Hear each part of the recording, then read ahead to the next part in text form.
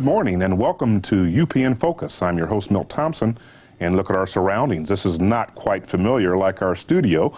We're actually out at my office on the north side of Indianapolis, and it brings out the rites of spring. And when I think about spring in Hoosier Land, I think about the Masters and green jackets, but we've got a little different green jacket on our show today, as we're going to talk with a couple of our guests today from the Indiana Horse Council. And that's going to be Norman Long. Thank you, sir. And Lucinda Davis. Thank you. Lucinda, welcome to our show. I want to talk to you today about the Indiana Horse Council, because I'm not sure, like me, that everyone knows what it's all about. Lucinda, what is the Indiana Horse Council and what do you do? We are a nonprofit organization, Milt, and we are the voice of the industry. We represent 140,000 horses in the state of Indiana, and we focus on many areas, including education, government relations, and philanthropy. Along with our 501c3 organization, we also have a foundation, which many people in the state of Indiana are very excited about therapeutic riding and many areas that are focused on the community. So our organization is really about many focuses which would help horse owners and those who just love horses. Well, representation of horses here in my business, we represent professional athletes, and we, and I understand when they named the 50 greatest athletes in the world, there was a horse on there. Now, what do you mean by representing horses? Well, we represent the interests of horses and horse owners. For example, land issues in this state. We represent liability issues in terms of liability signs for posting in barns can be purchased through our organization for $15. In 1995, the legislature passed an equine liability legislation which helps to limit liability for horse owners who have activities at their barns. It doesn't eliminate liability, but it does help encourage and promote business for horse owners. Norman, let's get you in on this conversation a little bit. Sure. You know, there are so many different phases of horsemanship, if you will. I mean, you've got the equestrian and the Olympics, and a lot of people are familiar with that. Obviously, with the gaming, the gambling, thoroughbreds, parimutuel betting. Obviously, you just have folks that just enjoy horses.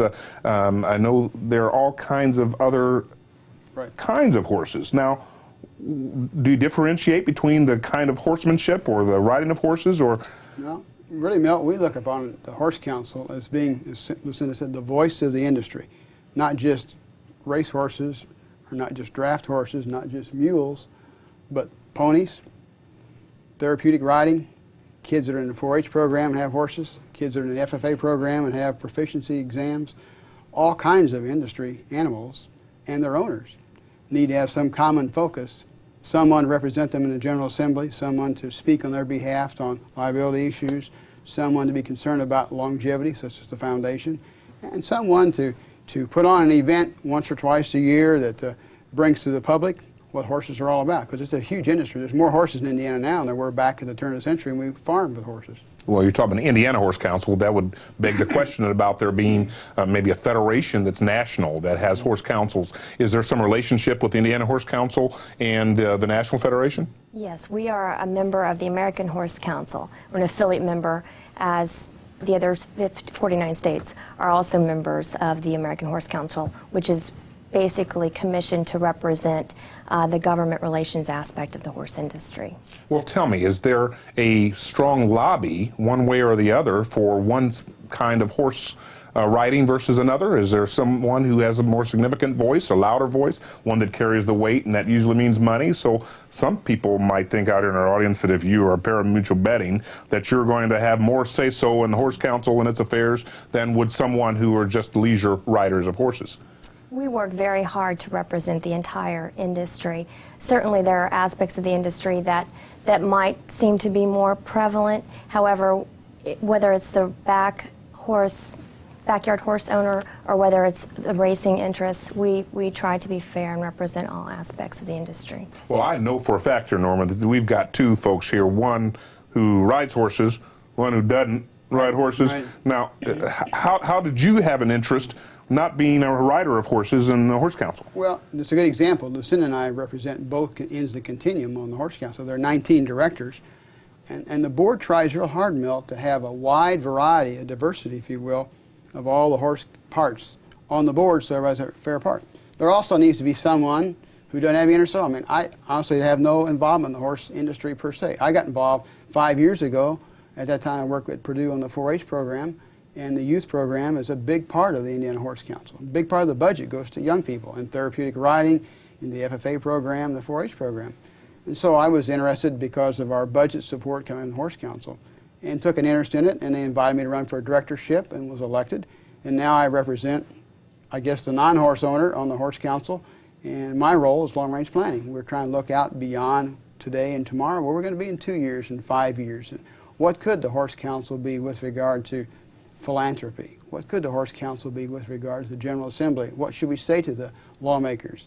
And where do we need to be as we look at industry to be the voice? Do we need to be strong on pari-mutuel betting? Do we need to look at trails, and do we need to look at facilities? Do we need to look at new facilities for the fairgrounds? All kinds of things to do with horses. They're everywhere when you look around. Well, this UPN crew, I'll tell you how wonderful they are. Look at Jim Brandenburg back there, Steve, Yeah. Barry, Amanda. They brought their equipment out here to our offices so that we could talk about this wonderful organization that you have. But Lucinda, your orientation on getting back is they were carrying heavy freight. You're carrying heavy freight when you got into riding of horses, and that led to your interest and ultimate position as the executive director of the organization. Why don't you tell us a little bit about how you got involved in this organization? Actually, I've been a lifelong horsewoman and grew up in rural Indiana on a horse farm. My parents were very involved in the industry.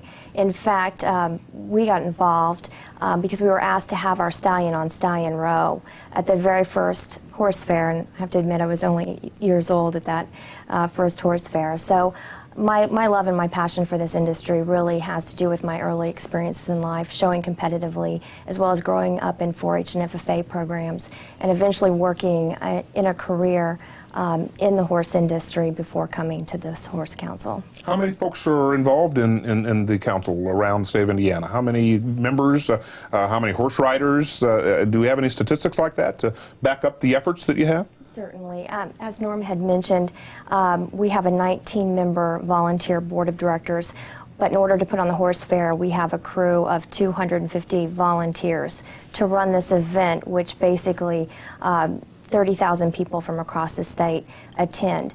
In terms of the number of horse owners in this state, we project 40 to 60,000 horse owners. So we're really, really pleased that we have the attendance that we have at the horse fair. However, 87% of the people who come to the fair are from Indiana, but we do have those visitors from surrounding states who come and enjoy as well. That's how you got into it, and we're going to get into it a little bit further after we have a few words from our sponsors, and we're going to talk, I hope, about how you're funded, where the money comes from, how's government getting involved in it, and a little bit about your horse fair, which is one of your larger fundraisers. We'll do that right after these words.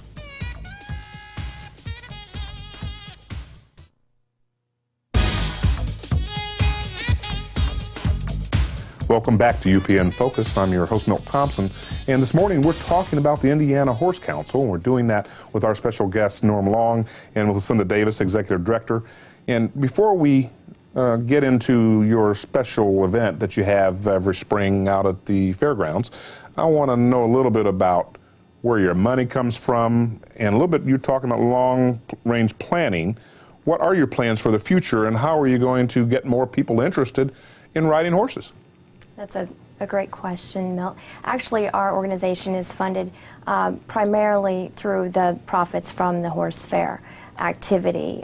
The horse fair is funded heavily through sponsors like our title sponsor, Hoosier Park at Anderson, as well as Marsh, and a whole host of very fine sponsors who contribute to that particular event. We also have the Office of the Commissioner of Agriculture, who has funded us through their grant program, which we're very thankful for. However, with the help of Norman and the Long Range Planning Committee, we are looking for ways to increase our funding so we can help through our foundation efforts. Do people belong as members, or do they have to pay a membership fee to belong? And do you track that data and try to figure out how they are going to get the best services for you? Certainly. We are a member-based organization. For $25, if an individual wants to become a member of the Indiana Horse Council, we certainly welcome that. And on the foundation side, we do receive contributions for particular funds that we have in place. Many Hoosiers might have heard of the Sugar Pep Rio Fund, and that was a fund set up through our foundation to help the lone survivor of a barn fire. So we're continually looking for ways to set up particular funds and to ask people to help. Norman, go ahead. I was just going to say that this Sugar Pep Rio Fund is an important one because it enabled some new research to come about. This horse was so badly burned, they thought it would not live. Took it to Purdue School of Veterinary Medicine. They did some new techniques on it, and they found some new ways that cell cultures can be happening and skin can be regrafted and growing. And it's generated a lot of enthusiasm and interest and a lot of research that if you didn't have a horse like this, could not have happened. It was kind of a dumb luck situation, but because the Horse Council's in place and because the foundation's in place, and the foundation came about several years ago when they had a terrible hurricane in the south, and Indiana thought we should do something to help those people. We had no way to receive that money. Well, the money was put in the foundation was created, and now it exists and does very well. And Dr. Jerry Walker is the current leader of that organization, and the foundation has potential for huge growth in the future as a major endowment fund for all kinds of events related around horses. And one other thing I thought of a moment ago we talked about, in Indiana we really don't know how many horses there are. We think we know, but we ought to find out. So one of the things we're talking about doing is funding a survey to survey Indiana and see what kind of horse industry there is, what kind of interest there are, what the needs and wants of people across Indiana might be. And if that were to happen, it would give us a good idea where the foundation and the council ought to go into the future. We talked a little bit about your relationship with Purdue University, Yes. obviously state-supported school. What is that relationship, and how do you exploit it, if you will, in order to benefit the council? Go ahead. Actually, Purdue is instrumental, like Norm said, in terms of the School of Veterinary Medicine and how they serve many horse owners throughout the state and really leading technological breakthroughs in research. They are also very instrumental on the youth development side, which Norm has spent a great deal of his career in youth development. For example, at the Hoosier Horse Fair and Expo, we do have a youth competition where students can come through, 4-Hers can come through programs at the horse fair and compete. Last year we had a record number of 800 4-Hers who competed in a groom and clean hippology contests, various contests which will help to increase their skills to be better horse people down the road. I'm also curious about this philanthropic effort that you have. You have a separate agency, and then you have a philanthropic foundation. Right. And we've talked about philanthropy here on this show and had a whole segment on philanthropy. But what kind of causes does your foundation support, and how do you raise the money that goes into the foundation to help those causes? Well, right now, probably the biggest single thing we fund is Sugar Pep Rio events, but more likely therapeutic riding is our biggest single expenditure. And we underwrite the FFA program for proficiencies for young people that do really well in horse events. And we underwrite the 4-H program, forgive me, about 5,000 I think it is, for all kind of events they have, and of course the leader training, and for these events at the horse fair, and for activities throughout the year for kids to benefit from the judging contest, going to national events and public speaking and demonstrations. And hippology is an interesting thing because there a child doesn't ride a horse, he learns about the parts of a horse and the nutrition of a horse and what makes it work and smooth and breeding techniques and selection and all the kind of things you need to be an effective horse owner ahead of time.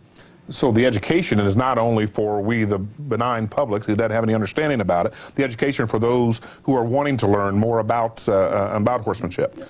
Certainly. The socialization is so important. If we can introduce young people to horses early in life, they can make the decision if they'd like to remain involved, because time and time again we hear adults say, you know, I really wish that I would have had a horse when I was younger. And one thing that we would like to express is that it's never too late to get on a horse or simply enjoy horses as a spectator. There are many fine events throughout the state where you can go and just enjoy the beauty of the horse. Well, you know, when I grew up, be honest with you, when I thought of people that were horses, it was kind of like Dallas on television, and they were the tycoons, and they were the rich people, and they were the ones that had all of the opportunities to be around horses. And if we saw a horse, we saw it on television, or we saw one of the neighbors that had one that was pulling a plow or something, but we didn't know that we could participate or even understand or anything about horses because it was something that the other side of the tracks participated in. Are there any efforts now to expose horsemanship to those who otherwise might not have that opportunity? Certainly, that is a major goal of of our organization is to help link people to facilities and to opportunities, no matter what their interests. If they want to be a volunteer at a therapeutic riding center, you don't have to own a horse to go make a difference in a person's life. You can volunteer and help, a student, a handicapped rider who has always wanted to be with a horse, to make that a reality. Also, many of the questions that we would receive in the office have to do with local facilities in an urban area where they can go and take lessons. So we are looking at long-range plans to help link, especially urban people, with horses. I'll be one interested to hear how that develops over the future. Norman, tell me just 1 minute here about the Department of Agriculture. What is their relationship? Why are they involved? And do you have a lobby in Congress in order to create more awareness and or more dollars that flow through this organization to have it more broadly accepted? Well, the American Horse Council represents us on a national level. Here in Indiana, Purdue University is a land-grant university. Because they're a land-grant university, they affiliate themselves with the pork producers, the Beef Cattle Association, Indiana Horse Council. We're all the same kind of brothers and sisters. We all work together as a team with the university in a lot of ways. Purdue is also the owner and manager of the 4-H program, and to a large measure they work a lot with the vocational ag teachers who do FFA. And because those two youth organizations are so big in Indiana, and because of the horse fair, we have a lot of young people involved there. Plus we support their kids going on to the national competition from Indiana, where the national events might be, many of which are in Louisville. And the relationship with FAA, who recently moved into our community, exactly. Is probably one that you are going to exploit if you haven't already. Right, exactly, yep. We work very closely with the FFA and are very supportive. We sponsor 2 of their proficiency areas, which promote skills, as we had talked about, in their educational endeavors. We're going to take a short break, but when we come back, I want to talk a little bit about that big old event you have every spring out there at the fairgrounds, and how people might participate, how they can get involved with that. And we're going to do that right after this short word.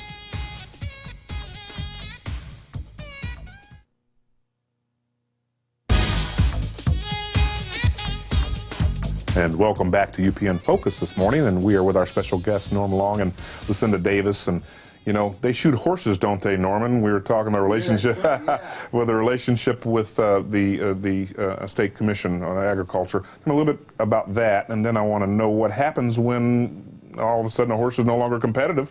What happens to them? Okay. Well, we start talking a while ago about university and so forth. In Indiana, we're blessed with lieutenant governors. He's kind of a de facto, I guess you'd call it, Commissioner of Agriculture. But anyway, that person's charged with the responsibility of looking over all the livestock program, farming program for Indiana. And about 5-6 years ago, they created the Indiana Livestock Improvement Fund, which comes from revenue generated by riverboat gambling and so forth. And there's a lot of details there. But the important thing is that money is then funneled into the promotion of Indiana livestock. And so our relationship with the Livestock Improvement Fund has been very close as pork producers and Beef Cattle Association, the Dairy Association, and all the others. And out of that, we receive each year several dollars. The last couple of years, we've received about $75,000 for the promotion of the horse industry, to get it out in the eyes of the people who are non-horse owners, and to do things like the horse fair coming up and so forth. And then we talked earlier today about a lot of horses, they don't go to the glue factory. A lot of the older horses that don't race and aren't able to do a lot of their breeding go into therapeutic riding. And they go into a lot of other events that are related to that sort of thing. There's also another program, Lucinda, I thought about, where people who abuse horses, and that does happen, unfortunately. The Indiana Horse Council is instrumental with the State Veterinarian's Office and Dr. Justin Jansen on our board in going out and getting those animals proper care, getting them into the homes of people who will take care of them and get them back into a healthy situation and not let them starve to death. Well, I think ultimately being self-sustaining, perhaps not as having as much government intervention into how you promote horses, to be able to clarify the distinction with your lobby, not against your partner, relative to how issues are created. You've done a lot of your self-funding through a wonderful event every spring that you have, and I know that you've been in existence for about 25 years. 25. And for how many years have you had this wonderful horse fair? And tell us all about that, Lucinda. For a majority of that time, we have hosted actually the largest known horse fair in the country. It started out in the draft horse barn in one single building at the State Fairgrounds, and now has grown to to cover 5 buildings, a significant presence in the horse world and the largest event here in the state of Indiana. What goes on there, and how do I get involved, and can I go? We can get you involved and all the viewers that are interested in just seeing horses. You don't have to be a horse owner. You just have to enjoy horses and have that passion for wanting to see the activities that are there. We have over 200 vendors. We have clinicians that come in. We host a rodeo. And this year we're holding, for the first time, for those people who love those big, giant draft horses, the first time we've ever had anything like this. It's called the North American All-Star Invitational. We're going to have hitches, 12 hitches from all over the country and Canada to come in and compete for over $25,000 worth of prize money. Yahoo! I'm coming, but I'm not getting on one of those horses that are going to take us around. And so in April of every year and at the state fairgrounds, and people can participate. And is there a phone number they can call? Where can they pick up information and or brochure for that? Certainly. And they can either call our office at 692-7115, or if they'd like to purchase advance tickets, they can go to Marsh for advance tickets, $8 for adults and $3 for children, and that gets you into every single activity at the fair. That's one thing that we're going to promote, and that is the Indiana Horse Fair out at the fairgrounds. And there are other things going on around town, and Amber Smith's going to tell you about that right now. Thanks, Milt. Here are some more events in our area for you to focus on. The Indiana Broadcasters Association would like to remind you to completely and accurately fill out and mail your census survey. There are millions of dollars of federal funding at stake for schools, healthcare, social services, and libraries, just to name a few. Without your census survey, Indiana could be in jeopardy of losing our 10th congressional seat. So fill out your census survey and mail it today. The Community Hospital of Anderson Auxiliary will host a book sale on March 23rd and 24th. All proceeds go to the auxiliary. For more information, call 765-646-5100. If you'd like to let our viewers know about your event, let us know at least 3 weeks in advance. Send your event details to Community Calendar, care of UPN 23, 4551 West 16th Street, Indianapolis, Indiana 46222. Or you can contact us on the web at upn23.com. Now back to you, Milt. Thank you, Amber, and welcome back to UPN Focus. And I want to thank all of you for listening in with a special edition out here at my office, out at the Grand Slam offices. Next week, we're going to be right back down in our studio with a very, very, very special show. I want to thank our special guest, Lucinda Davis, Norman Long from the Indiana Horse Council. We appreciate it. You guys have a wonderful weekend, just like you have a great weekend. We'll see you next week right here on UPN Focus.